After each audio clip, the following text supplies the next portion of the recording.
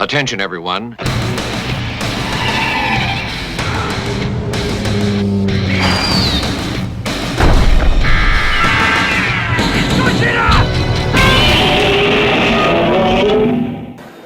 Hey, so I'm sitting here with Jesse Morgan. Jesse, thanks for joining me. Definitely. And Jesse is from Diamond Comics and Previews Magazine. That's right. And what I wanted to do is just talk a little bit about the Godzilla products that you guys have coming out in the coming year. Like, how did you come about the process just in general? When I was a young boy in Atlanta, Georgia, I saw Godzilla 1985. Right on. And ever since then, I've had a mild obsession with kaiju. A couple years ago, we started talking about new properties that were coming out, old properties we wanted to revisit, and we really realized at Diamond that kaiju fans here in the States were really underserved with product. There's a little bit of Bandai America stuff coming out, but things like Marmot soft vinyl, you can never find here. So we got in touch with Toho. We started getting contacts at a number of Japanese companies. Yeah.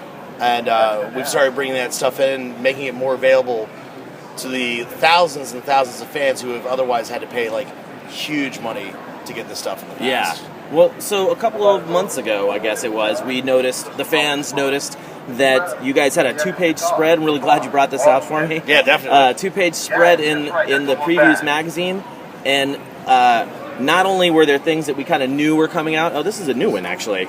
Yep, that's the August book. Oh, right on. So not only were there things that we knew were coming out, but there were a whole bunch of things just like this, where you have a whole bunch of kaiju listed around the edge.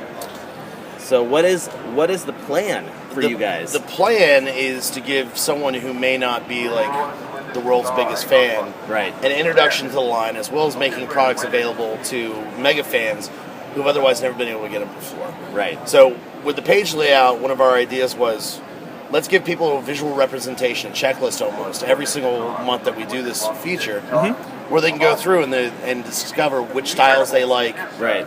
You'll notice that a lot of these are the original sculpts from X Plus. Yeah, that's a lot of what we were noticing.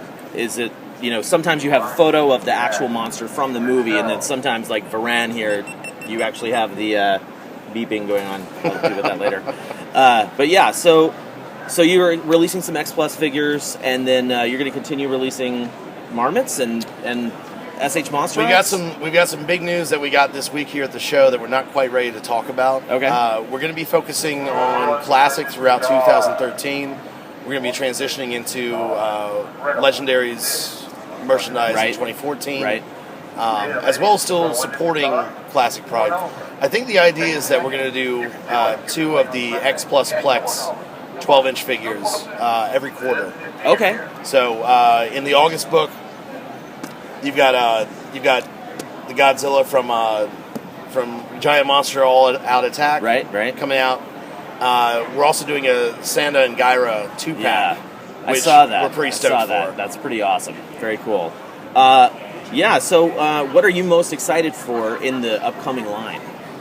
Just like the general Godzilla stuff. We've had a lot more discussion with Marmot than we have in the past. Yeah. And it seems like we're going to open up that pipeline. And being able to get like a really cool stylized $50 vinyl piece, that's totally in my wheelhouse as a designer toy collector. Right. The weirder looking, the better. Yeah.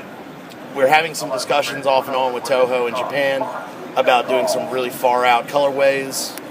I saw the Biollante, the red Biollante. That thing looks crazy. It's amazing. Yeah, it's ridiculous.